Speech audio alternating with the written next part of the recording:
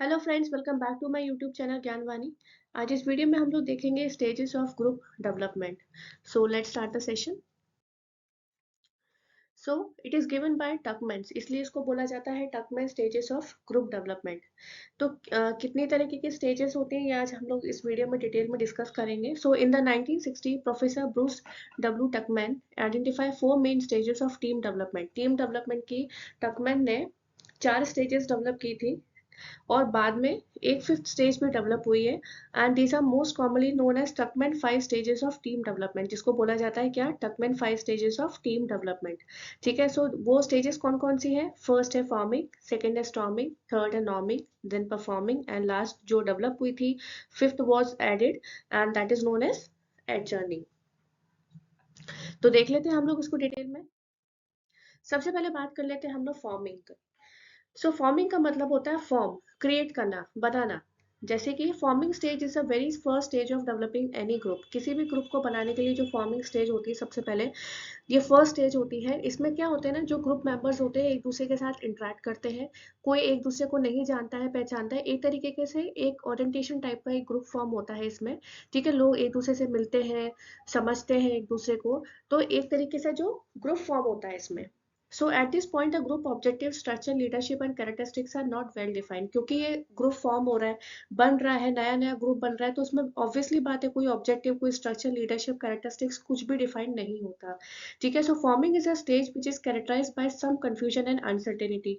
ठीक है, तो फॉर्मिंग एक ऐसी स्टेज होती है जहाँ पे कुछ कंफ्यूजन रहते हैं, कुछ अनसर्टेनिटी रहती है, क्योंकि कुछ पता नहीं है, नया ग्रुप बनाया है, मेंबर्स भी एक दूसरे से इंट्रोड्यूस नहीं है, नए मेंबर्स है जो एक दूसरे को पहले से नहीं जानते हैं। ठीक है, so forming is an actually an orientation period when members get to know one another and share expectations about the group. Forming एक ऐसा स्टेज होता है जहाँ पे जो ग्रुप के मेंबर्स है एक दूसरे से पहली बार मिलते हैं, इंट्रोड्यूस करते हैं, ओरिएंटेशन होता है और एक दूसरे को समझते हैं।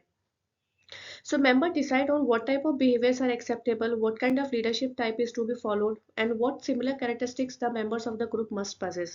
ठीक है, तो इसमें क्या होता है, इसमें जो ग्रुप के मेंबर्स होते हैं उनको ये चीज़ समझ आती है कि भैया इस ग्रुप, ये जो नया ग्रुप बना है उसमें किस टाइप का जो बिहेवियर है वो एक्सेप्ट किया जाएगा, किस टाइप की लीडरशिप क्वालिटी फॉलो की जाएगी, क्या क्या सिमिलर कैरेक्टरिस्टिक्स होती है ग्रुप बिहेवियर ग्रुप मेंबर्स के बीच में। So this is the initial stage when the group comes together and members begin to develop their relationship with one another and learn what is expected of them। तो एक ऐसा पहला initial stage होता है जहाँ पे जो ग्रुप के मेंबर्स हैं वो एक दूसरे के साथ इंटरेक्शन में आते हैं, लोगों से बात करते हैं। ठीक है, अपना एक जो रिलेशनशिप है उसको डेवलप करते हैं, उसको बिल्ड करते हैं और एक दूसरे को समझते हैं और ये एक्सपेक्ट करते हैं कि सामने वाला क्या चाह रहा है। ठीक है, तो इसी स्टेज को बोला जाता है ग्रुप फॉर्मेशन, जहाँ पे एक एक नया ग्रुप बन के तैयार होता है, जहाँ पे एक दूसरे के साथ जो ग्रुप के मेंबर्स हैं वो एक दूसरे से बात करते हैं, इंटरेक्ट करते हैं और एक ग्रुप फॉर्म तैयार करते हैं। Now, second is storming. Storming is a stage where one can see the highest level of disagreement and conflict. Members mainly voice their concern and criticism occur this stage। ठीक है, सबसे पहले हमने क्या पढ़ा था ग्रुप फॉर्मिंग। फॉर्मिंग में तो ग्रुप बन के तैयार हुआ, लोगों ने एक दूसरे को समझा, पहचाना। अब सेकंड में स्टेज में क्या आती है, storming.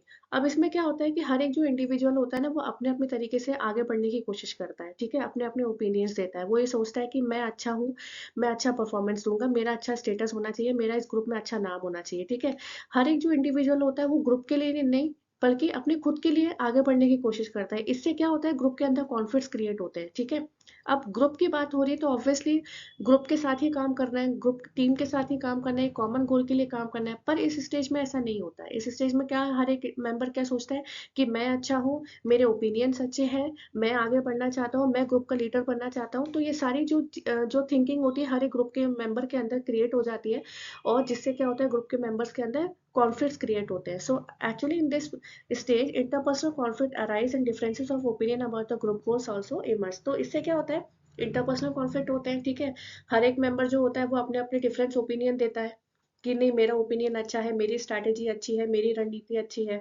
So it is important to work through the conflict at this time and to establish clear goals and this stage is completed when there is a relatively clear hierarchy of leadership within the group.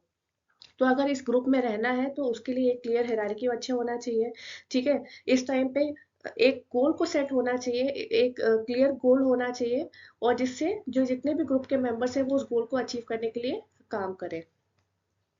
Next है norming. During this stage intimate bonds from the form and group of people works cohesively. At this point the group identity has established. अब storming में क्या देखा हमने कि group के members हैं, अपने अपने तरीके से काम कर रहे हैं, अपने अपने इंडिविजुअल ओपिनियन दे रहे हैं, ठीक है, किसी की ओपिनियन मैच नहीं हो रही एक दूसरे से, जिससे कॉन्फ्लिक्ट्स क्रिएट हो रहे हैं.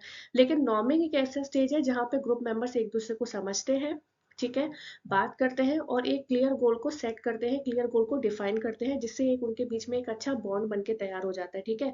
इस स्टेज में आके अपनी एक ग्रुप की आइडेंटिटी बन जाती है. So this norming stage is accomplish when the group structure solidify and group agree on a similar set of standard for what constitute appropriate member behaviour.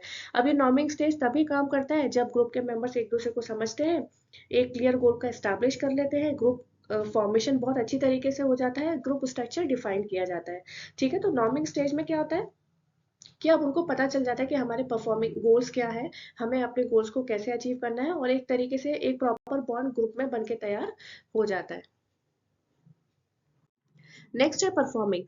ठीक है, हमने देखा फॉर्मिंग देखा, स्टॉर्मिंग देखा, नॉर्मिंग देखा. नॉर्मिंग तक तो ग्रुप अच्छे से बनके तैयार हो गया, एक क्लियर गोल सेट हो गया, एक गोल डिफाइंड हो गया और ग्रुप को भी पता चल गया अब हम अपने अपने अपने बारे में ना सोच के हमें ग्रुप के बारे में सोचना है और आगे बढ़ना है.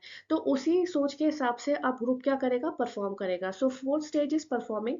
Eight this stage the structure and functioning of the group are clearly defined and perform. ठीक है, एक एक बार ग्रुप का जो स्ट्रक्चर है वो बन के तैयार हो जाता है, फंक्शनिंग कैसे करनी है वो पता चल जाता है और क्लियरली डिफाइंड हो जाता है, जिस हिसाब से जो ग्रुप के लोग होते हैं वो उस हिसाब से अपने गोल को परफॉर्म करते हैं. So the people are done with knowing and understanding the other group members and now it is time to do the task. अब इस परफॉर्मिंग स्टेज पे क्या हो जाता है, लोग एक दूसरे को समझते हैं, ठीक है, और उनको ये चीज़ समझ में आ जाती है कि हमारे गोल्स क्या है, हमारे उन गोल्स को कैसे परफॉर्म करना है, और इस स्टेज पे आके वो लोग अपने गोल्स को एक साथ मिलकर अपने गोल को परफॉर्म करते हैं, ठीक है.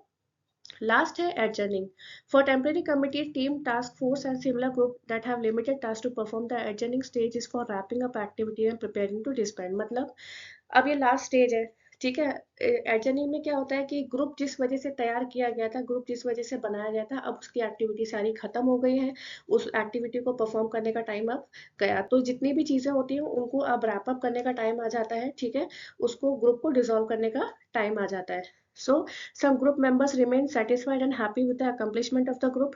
अब ग्रुप जिसके लिए बनाया था, जिस टास्क को परफॉर्म करने के लिए ग्रुप बनाया था, वो टास्क कंप्लीट हो गया. फाइनली स्टेज जो एडजर्निंग की होती है वो होती है ग्रुप को रैप अप करना, ग्रुप को डिसॉल्व करना, ग्रुप को कंप्लीट करना, कि बस अब काम खत्म हो गया, हमारा टास्क कंप्लीट हो गया, अब हम उस चीज को रैप अप कर रहे हैं. तो इस वजह से जो ग्रुप मेंबर्स होते हैं उनको ग्रुप छोड़ना पड़ेगा. जो ग्रुप का काम था वो तो कंप्लीट हो गया, ठीक है. तो इससे क्या होता है, कुछ ग्रुप के जो मेंबर्स होते हैं वो सेटिस्फाइड होके जाते हैं, ठीक है, कुछ हैप्पी होते हैं कि भाई जिस चीज के लिए ग्रुप बनाया था हमने वो जो टास्क है वो हमने कंप्लीट कर लिया, कंप्लीट कर लिया है.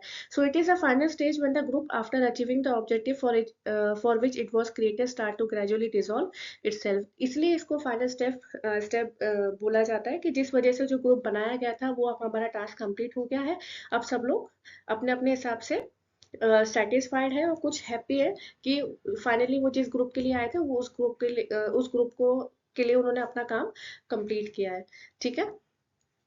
तो इसको इसलिए हम बोलते हैं एडजर्निंग. तो आज हमने पढ़ा इस वीडियो में कि ग्रुप क्या होता है, ग्रुप के स्टेजेस क्या होते हैं, जो ब्रूस टुकमैन ने दिए थे. तो आज की वीडियो के लिए बस इतना ही. अगर आपकी वीडियो पसंद आए तो प्लीज़ इसे लाइक शेयर सब्सक्राइब जरूर करें. Thank you so much.